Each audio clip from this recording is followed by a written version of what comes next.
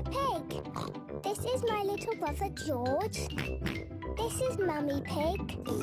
And this is Daddy Pig. Peppa Pig. Hi! Have you ever thought about how a competition can define someone? Well, today I will tell you my experience with that. And before that, hello, my name is Nariswari Saraswati and you can call me Naris. And this competition wasn't those national competition with all of the medals and trophies. This competition is just a quiet one that happens every day in a classroom. And yes, it was a competition for the class rankings. It all started in elementary school when I was 6 years old.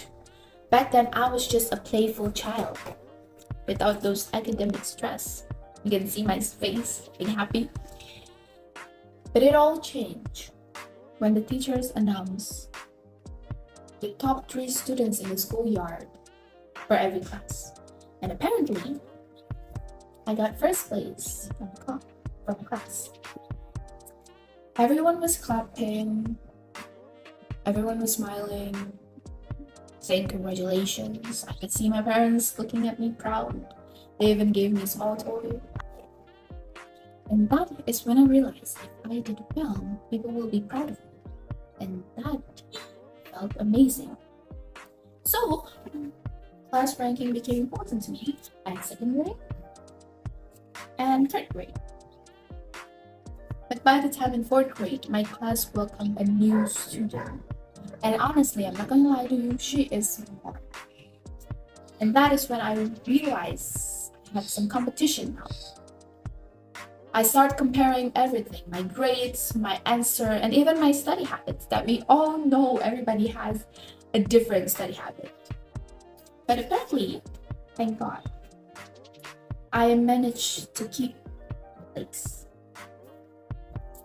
But then I realized something, that keeping my place is harder than earning it. Now let me tell you about the 5th grade. 5th grade is where the pandemic of COVID-19 began in the year 2020, right? That is when the online learning started to begin. And everything started to feel different. Classes turned into screens, lessons turned into silence, and slowly my motivation faded. My grades dropped. And for the first time in forever, I failed to the second place. Yeah.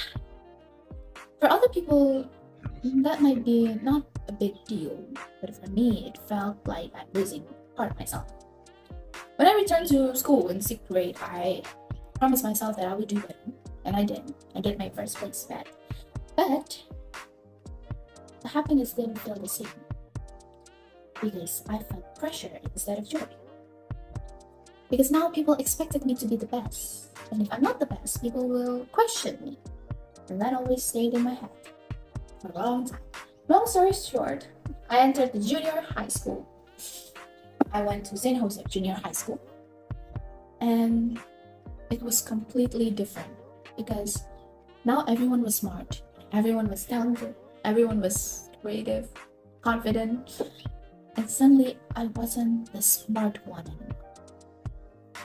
And then I asked myself, if I wasn't the smart one, then who am I? Because all this time, I thought that people know me just because I'm smart, nothing else.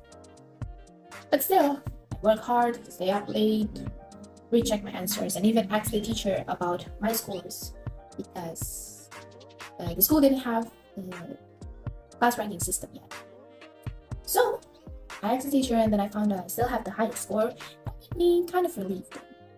But being in the top meant I had to keep my place again. Let's just speed this up. Okay, in 8th grade, the school brings back this class ranking system. But during the first semester, I dropped to 2nd grade. But apparently no one was disappointed. Not my teacher, not my friends, not my parents, because they were all fine. And I realized the one that has been pressuring myself is me. Because all this time I carried that habit for years, I didn't realize how heavy it was. But I still carry it till 9th grade because that is when competition became more intense. Every score mattered, every test felt like a battle against myself. At the end of the year, it finally paid off. I became the top 5 student among 300 students. I felt relief, but also tired. And then I realized I had spent my life, years of my life, chasing perfection and expectation that no one had actually set it up for me. That moment changed me and made me realize that all of this competition had taught me discipline, hard work, pressure, fear, exhaustion. But now that I'm in high school, I decided not to chase ranks anymore. I would study hard, but to grow, to learn, and not to prove anything to anyone. Because yes, the competition did shape me, but it will not define me anymore. I will define myself, not by my grades, not by my ranking, but by who I am and how I treat other people. And my message for you is, don't pressure yourself too hard. If you feel restless, then rest. If you feel sad, cry. Do what makes you feel better about yourself.